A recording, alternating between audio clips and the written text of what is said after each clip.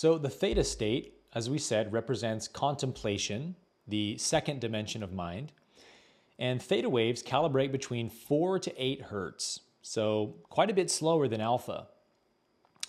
Theta waves are responsible for deep meditation, insight, subconscious reprogramming, mystical experiences, and inner healing. So a very important brainwave, to say the least. Theta brainwaves give us the ability to contemplate, to understand how things work at the subconscious level. And we call this insight, a download, or a revelation.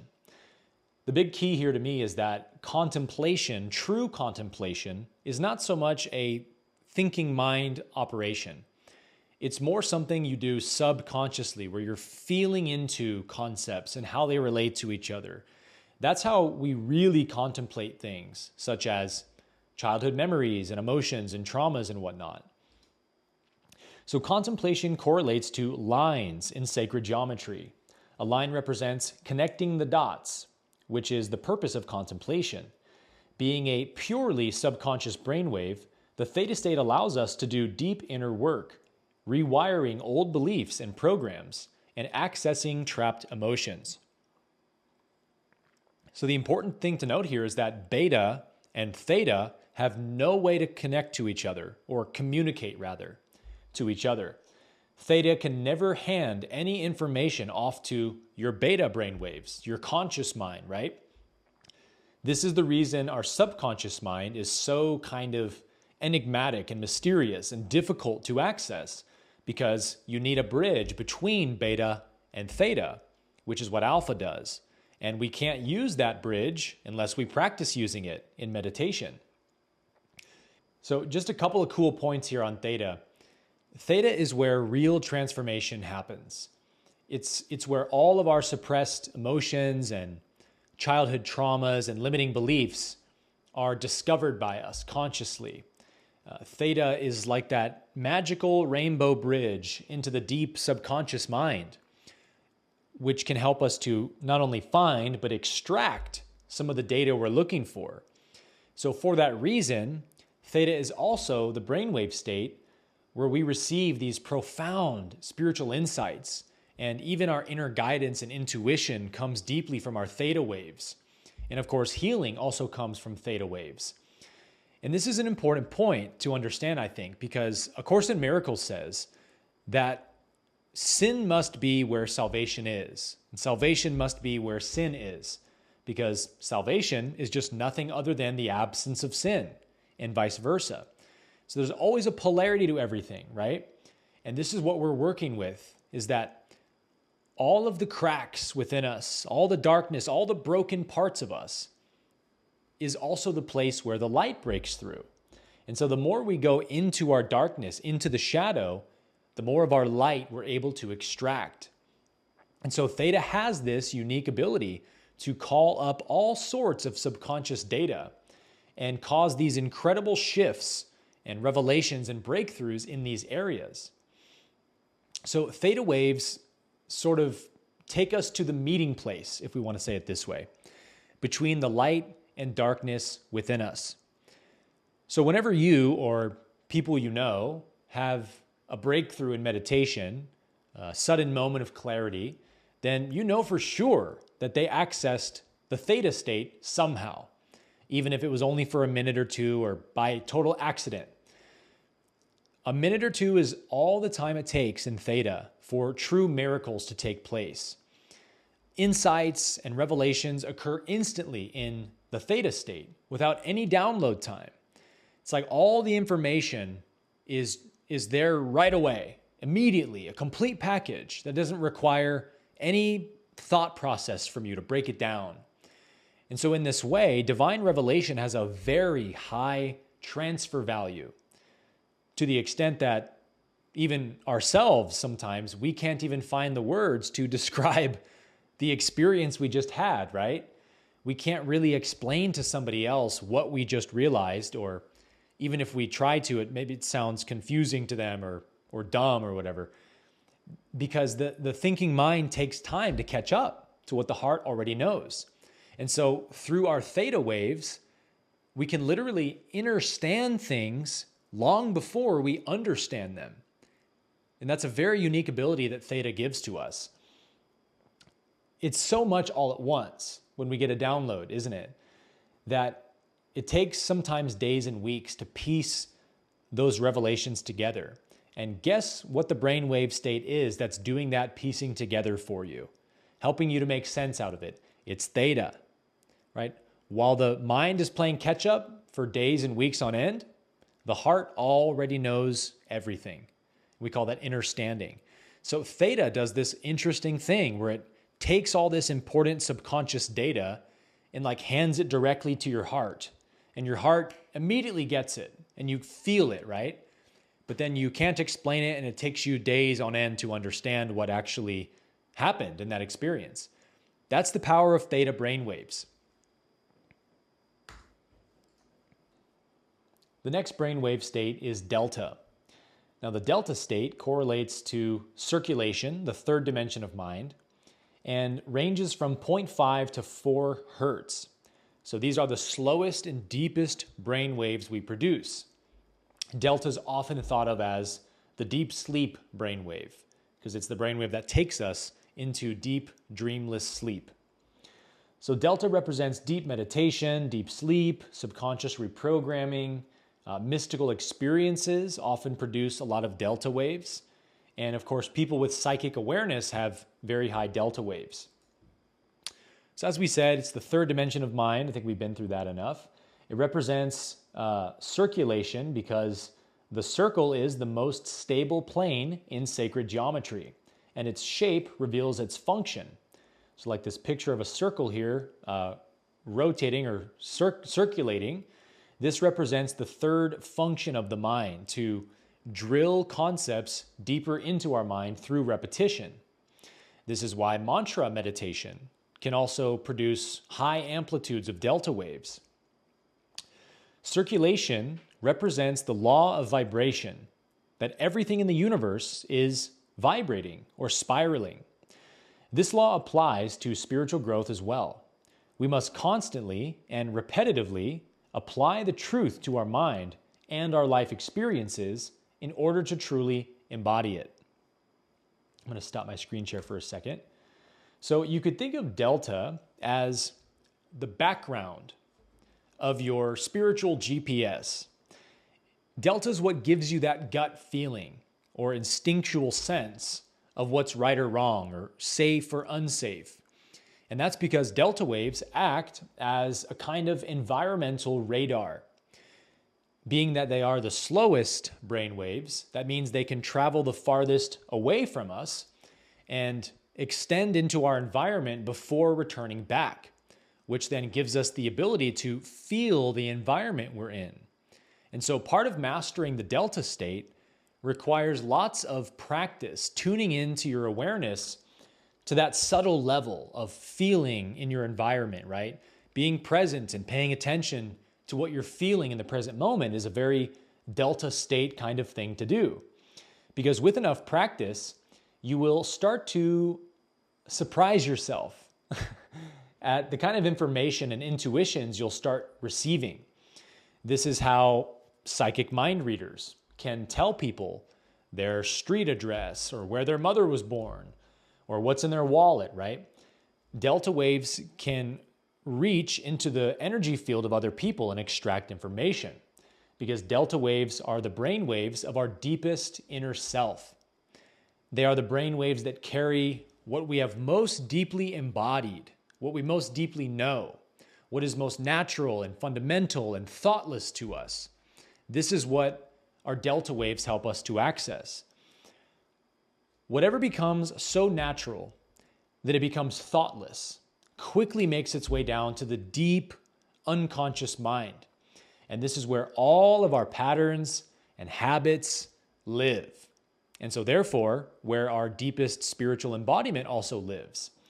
Because rather than just trying to, talk somebody through their problems in beta, when you have mastered the Delta state and you've embodied real spiritual virtue through years of discipline and practice, right? When you embody the truth, you don't really need to try to talk people out of their problems anymore.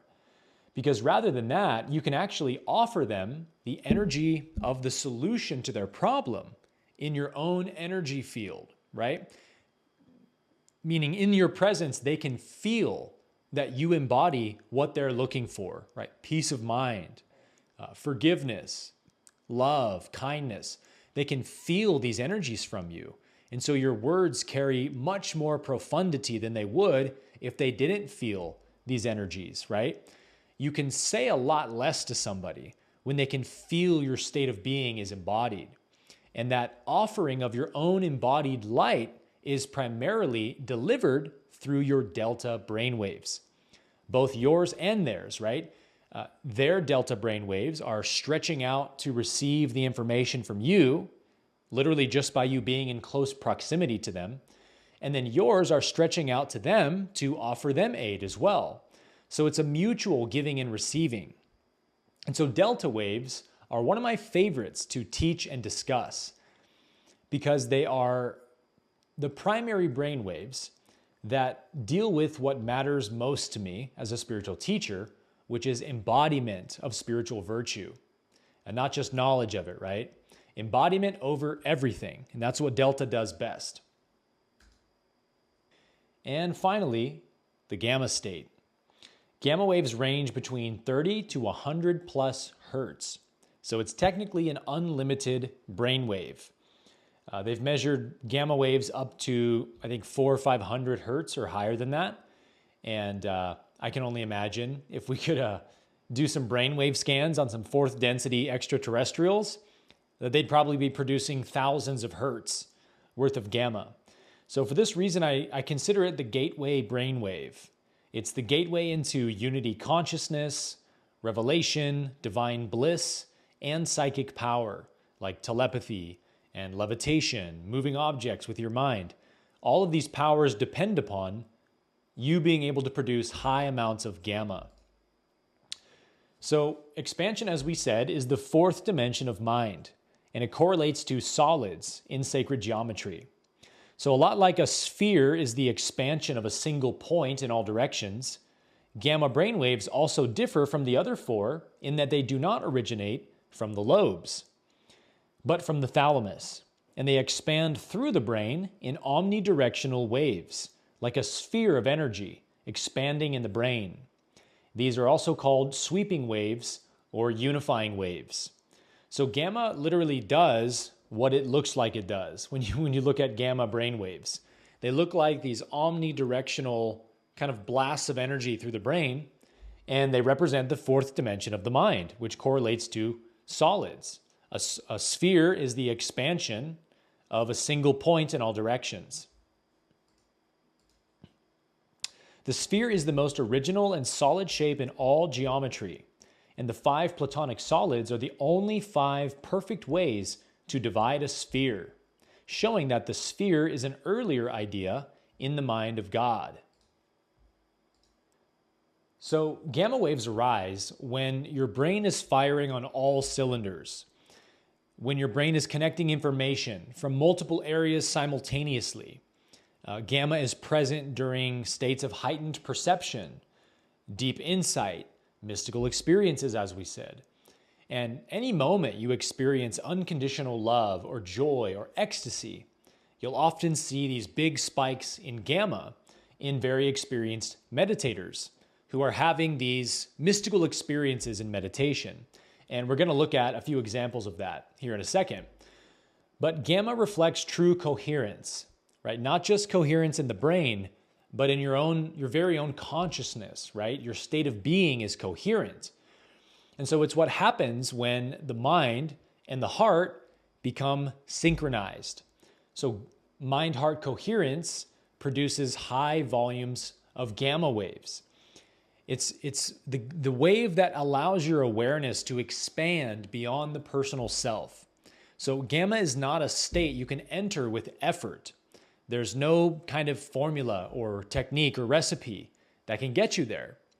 It has to be a genuine shift in consciousness, an authentic, ecstatic moment or something like that.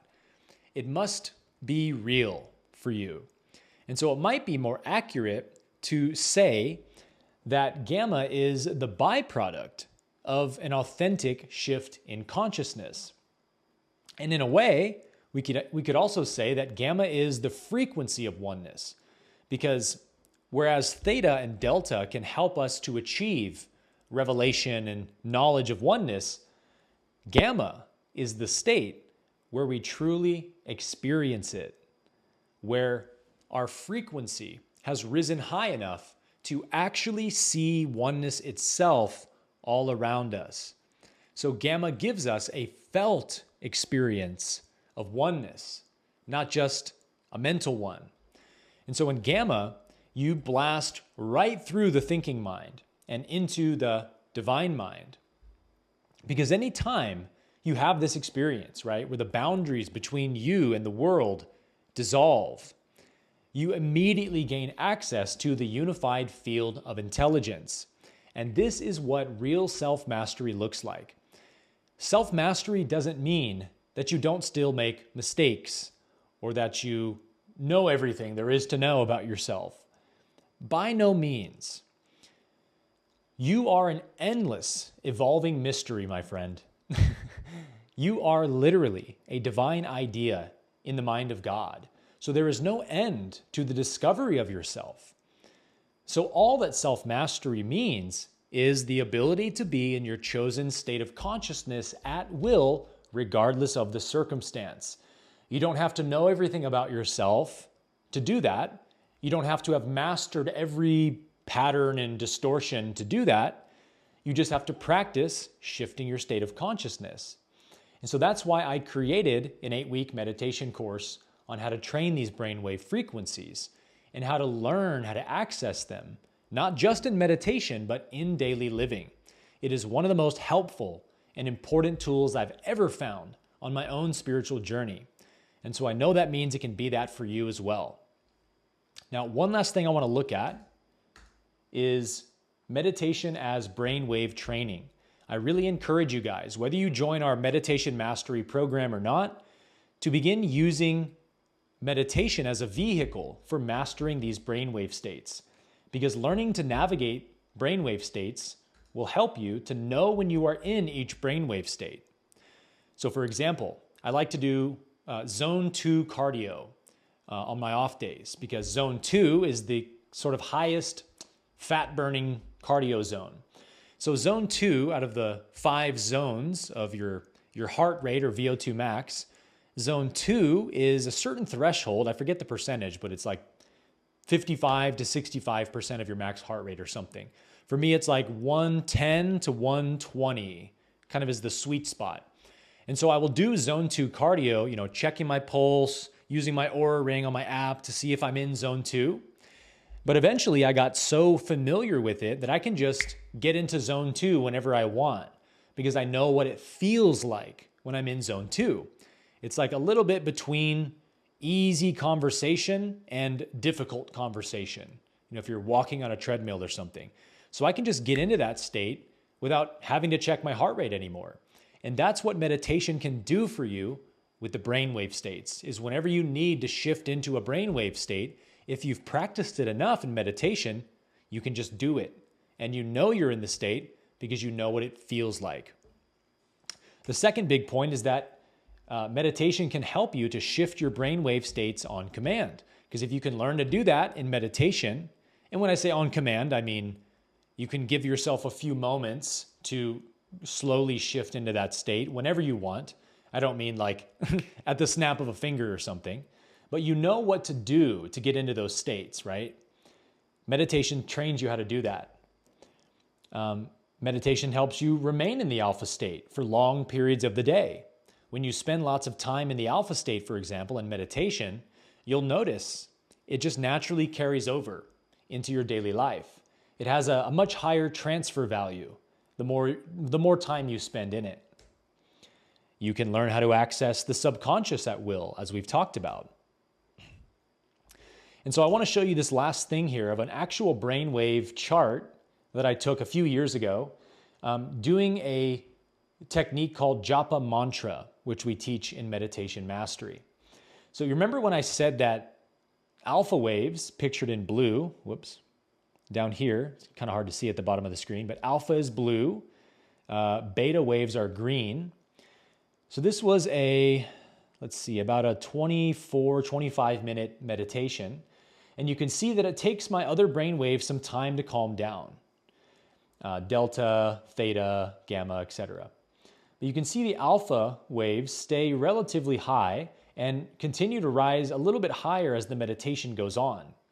And so the beta waves, pictured in green, they make an attempt, especially right here, to overpower the alpha waves, right?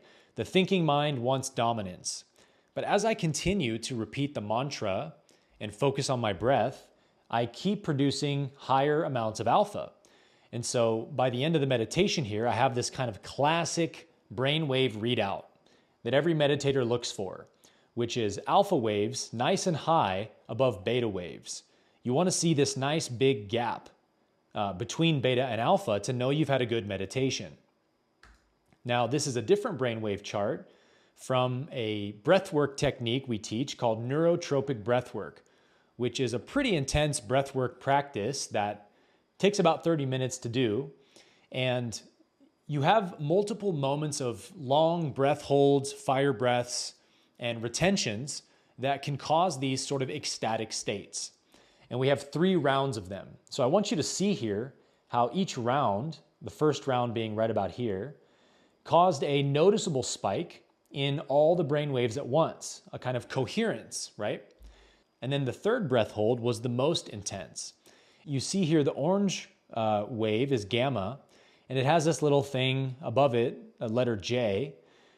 The Muse headset that I'm using for this brainwave readout doesn't have good technology for capturing gamma because gamma can shoot so high above the other brainwaves. So the more advanced brainwave measuring devices that scientists use can measure all these changes, but the Muse 2 headset is not able to. And so whenever it kind of peaks or is unable to read the data, you'll see a J. So that happens pretty often, but it always happens at these spikes. Because when I read the actual monitor, it's showing my gamma waves way above 100, above this threshold. They go up to 120, 30, and 40 decibels sometimes during these peak moments. And so that's just another kind of point of evidence to show you that gamma is an extremely powerful brainwave. And learning how to produce gamma waves in meditation can be very beneficial. Hey, if you enjoyed this teaching and you'd like to try my 8-week meditation course to go deeper into this practice, you can click the link in the description below to learn more.